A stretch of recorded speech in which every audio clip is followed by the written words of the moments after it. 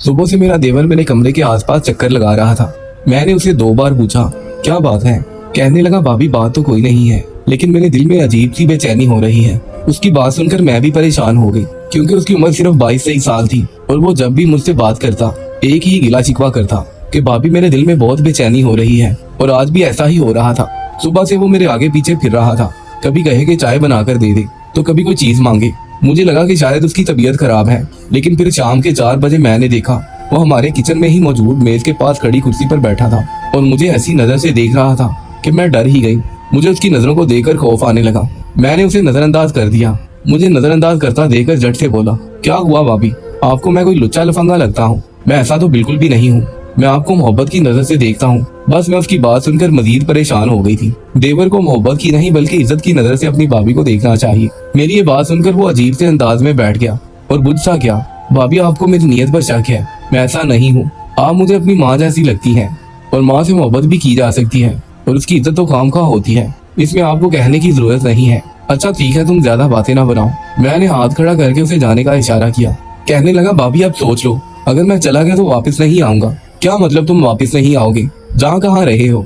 कमरे में जा रहे हो, जाकर सो जाओ। मेरी बात सुनकर उसने अपने सर को अजीब से अंदाज में हिलाया और बोला, ठीक है मैं अपने कमरे में ही जा रहा हूँ, लेकिन याद रखिएगा मैं आपको याद बहुत आऊंगा, आप बहुत पछताएंगी। उसकी इन बातों ने मुझे भी परेशान कर रखा था, लेकिन मैं बोली नहीं, क्योंकि मैं अपने देवर से मोहब्बत भी करती थी और उसे छोटे बच्चों की तरह समझती थी। मेरे शोहर ने भी मुझे खास ताकीद की थी कि मेरे छोटे भाई का ख्याल रखना, इसलिए मैं अपने देवर की बात पर नाराज नहीं होती थी। लेकिन फिर रात का वक्त हो गया। आज मेरा शोहर भी घर नहीं आया था। वो कह रहे थे कि मैं 2 दिन के बाद आऊंगा, मुझे जरूरी मीटिंग है। वो शहर से बाहर चले गए थे।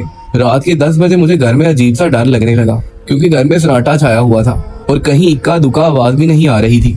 मेरे तो हाथ पांव कांपने लगे। शोहर घर पर होता तो मुझे किसी डर का एहसास नहीं हुआ, लेकिन आज मैं अकेली थी तो मुझे बार बार अपना बेसहारा, तन्हा और अकेला महसूस हो रहा था। मैंने सोचा कि मेरा देवर भी तो घर पे है, जवान मर्द है, अगर कुछ हुआ तो वो देख लेगा। लेकिन बात तो ये थी कि मैं अपने देवर के बारे में कुछ नहीं जानती थी। मुझे यहाँ आए हुए 1 महीना ही हुआ था। इस घर के बारे में मैं ज्यादा नहीं जानती थी। फिर मुझे अपने देवर का ख्याल आया कि वो शाम के बाद से मुझे नजर नहीं आया। उसके कमरे का दरवाजा भी बंद था और अभी तक उसके कमरे से कोई आवाज नहीं आई थी, वरना शाम होते ही वो अपने कमरे से बाहर निकल जाता और मुझसे जरूर पूछता कि भाभी बाजार से कुछ लाना तो नहीं है? अगर कहती है तो मैं ला देता हूँ, बाद में भैया से पैसे लेकर आप मुझे दे दीजिएगा। लेकिन आज वो शाम से ही बाहर नहीं आया था तो मुझे उसकी फिक्र होने लगी।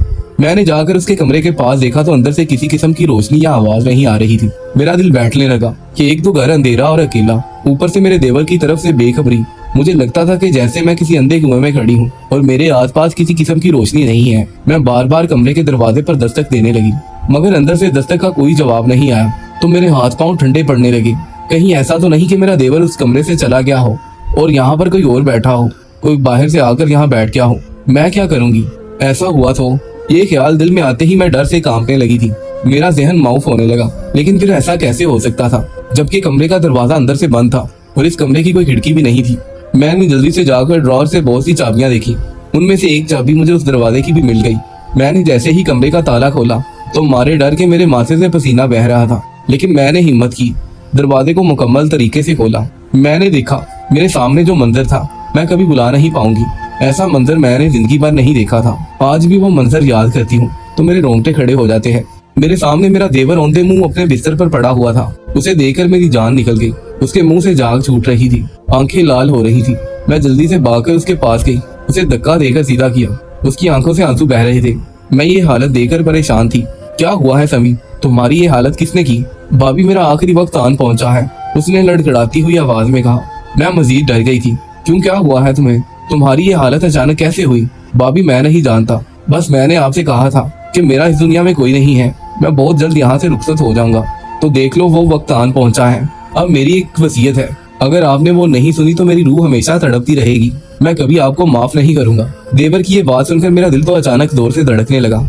किसी की भटकती रूह के पीछे मैं कभी भी अपनी जिंदगी को खराब नहीं करना चाहती थी। मैंने ऐसे बहुत सारे किस्से कहानियां सुन रखे थे। ये बात सुनकर मेरे दिल में हौल से उठने लगे। मैंने कहा, तुम जैसा कहोगे मैं वैसा ही करूंगी। कहने लगा, मेज पर मैंने वसीयत लिख रखी है। मुझे पहले से ही अपनी मौत का इल्म हो गया था, इसलिए मैंने ये वसीयत कर रखी है। आप इसे पढ़ लें और इस पर अमल कर लेना। बस अब आप मुझे कलमा पढ़ने में मदद कर दें। मैं तो इस दुनिया से रुखसत हो ही चला हूँ। मुझे लगता है कि मेरी जिंदगी के बाद बड़े भैया की जिंदगी भी खतरे में है। उनका ख्याल रखिएगा। अगर आपने इन बातों पर अमल नहीं किया तो बड़े भैया की जिंदगी को ज्यादा खतरा होगा, इसलिए मैंने जैसा कहा है आप वैसा ही करना। देवर की बात सुनकर मेरे 14 तबक रोशन हो गए, फिर उसकी आंखें बंद हो गई। मैंने भी कलमा पढ़ लिया। उसने कहा मेरी लाश को औंधे मुंह ही रखा जाए। मैंने ऐसा ही किया, क्योंकि मैं किसी मुर्दे की बात को ठुकरा कर अपनी जिंदगी अजाब में नहीं बनवाना चाहती थी। फिर मैंने साइड टेबल पर पड़े उसकी वसीयत को देखा, तो उसमें जो बातें लिखी हुई थी वो मेरे लिए नाकाबिले कबूल थी। लेकिन मैं क्या करती, एक मुर्दे की वसीयत को आप नजरअंदाज भी नहीं कर सकते, क्योंकि वो आपको आखिरी वक्त में भरोसा करके जाता है। आप उसकी बात का मान न रखें तो आप हमेशा के लिए खुद को ही कोसते रहते हैं। वसीयत में लिखा था कि मुझे भैया के आने से पहले दफन कर दे, और दूसरा काम किसी को भी मेरी इस तदफीन के बारे में नहीं बताइएगा। और हाँ, मुझे कफन बाजार से नहीं, बल्कि आप जिस चादर को इस्तेमाल करके नमाज पढ़ती हैं उसका दीजिएगा। मैं बहुत गुनाहगार हूँ। मैं आपके कुर्से में दफन होऊंगा तो मेरी जिंदगी हमेशा के लिए संवर जाएगी, लेकिन अगर ऐसा नहीं हुआ तो मैं अल्लाह को मुंह क्या दिखाऊंगा। मेरे पास तो गुनाहों के अलावा और कुछ भी नहीं है। देवर की ये जज्बाती बातें सुनकर मेरी आंखों से आंसू आ गए। उसने मना किया था कि किसी को भी उसकी मौत के बारे में नहीं बताना। चुनाचे मैंने अपने बड़े भाई को कॉल की, उसको सारा किस्सा बता दिया।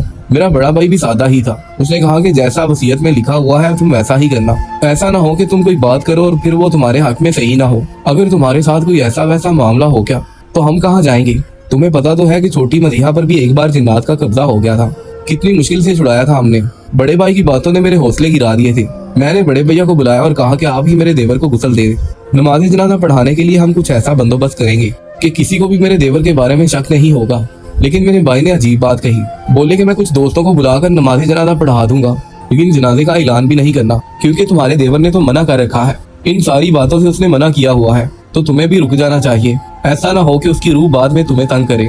अपने भाई की बातों पर चलते चलते मैं भूल सी गई थी कि इंसान को सब कुछ दूसरे की मर्जी से नहीं बल्कि अल्लाह की मर्जी से करना चाहिए। बहरहाल मैंने अपने भाई से कह दिया और उसने मेरे देवर को गुस्ल दिया, और वसीयत के ऐन मुताबिक जिस कुर्ते में मैं नमाज पढ़ा करती थी वही कुर्ता मेरे देवर को पहना दिया गया। जब उसको कुर्ता पहनाया गया तो मुझे खुशी भी हुई थी और दुख भी। आज तक वो कुर्ता मैंने किसी को हाथ लगाने नहीं दिया था। ये वो कुर्ता था जो मैं कभी किसी को नहीं देती थी। वो मदीहा को दम करने वाली पीरनी ने मुझे खास ताकीद की थी कि तुम इसे संभाल कर रखना, हमेशा इसे पहनकर नमाज पढ़ना, ये तुम्हें आफतों और मुसीबतों से बचाएगा। मैं इस बात को भी याद कर चुकी थी, ना ही मैं इस बात को भूली थी। लेकिन क्या करती, मुझे फिलहाल अपने देवर की वसीयत पर अमल करना था, तो मैंने ऐसा ही किया और दूसरी कोई बात नहीं सोची, क्योंकि कहा जाता है कि सबसे ज्यादा मुर्दे की वसीयत की इज्जत उसके घर वालों को करनी चाहिए। तो मैंने ऐसा ही किया और दूसरी कोई बात नहीं सोची, क्योंकि कहा जाता है कि सबसे ज्यादा मुर्दे की वसीयत की इज्जत उसके घर वालों को करनी चाहिए, और खासकर अगर वो जायज वसीयत हो या जिसे पूरा किया जा सके।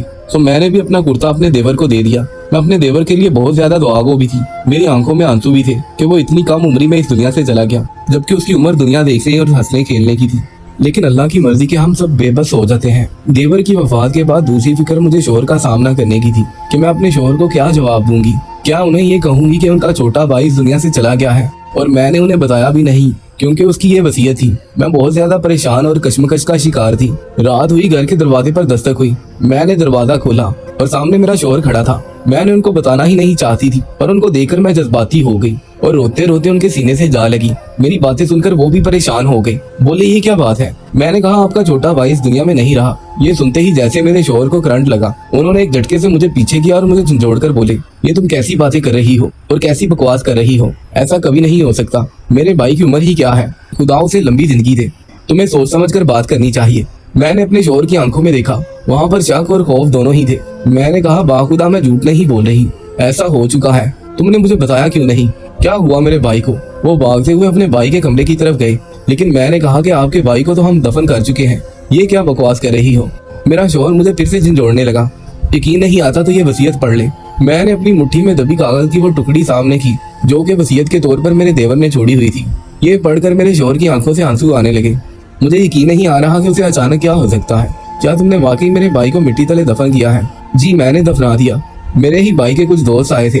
असल में आपके भाई ने यह वसीयत की थी कि उसके मरने की खबर किसी को ना दी जाए, इसीलिए मैंने अपने भाई को बुलाया और तदफीन करवा दी। मैं उनकी वसीयत के एहतराम में ये सब कुछ कर रही थी, वरना तो मुझे किसी से कोई दुश्मनी नहीं है, क्योंकि आपका भाई इस दुनिया में नहीं रहा। मुझे उससे क्या दुश्मनी होना थी। लेकिन बात वसीयत की थी। उन्होंने जो वसीयत की तो मैंने उस पर अमल किया। बस मेरा शोहर ये सुनकर परेशान हुआ, चीखे मार मार कर रोने लगा। बोला कि ऐसा नहीं हो सकता, जरूर इसके पीछे कोई ना कोई वजह होगी, कोई ना कोई कहानी होगी जो मेरा भाई इस हद तक मजबूर हो गया है। उसने खुदकुशी की होगी। मैं अपने शोहर को यकीन दिलाने लगी कि ऐसा कुछ भी नहीं हुआ, आपका भाई बिल्कुल ठीक ठाक था। फिर वो कमरे में चला गया। थोड़ी देर के बाद जब मैं कमरे में गई तो उसके मुंह से झाग निकल रही थी। मेरा शौहर बस अपने कमरे में चला गया था। वो गुमसुम हैरान परेशान था। उसके मुंह से एक लफ्ज भी नहीं निकल रहा था। जल्द ही उन्हें नींद आ गई। मैं भी खाना खाकर सोगवारी के आलम में सो गई थी। मेरे पास और करने को क्या था। इस घर में मेरे अलावा बस मेरा शौहर ही था।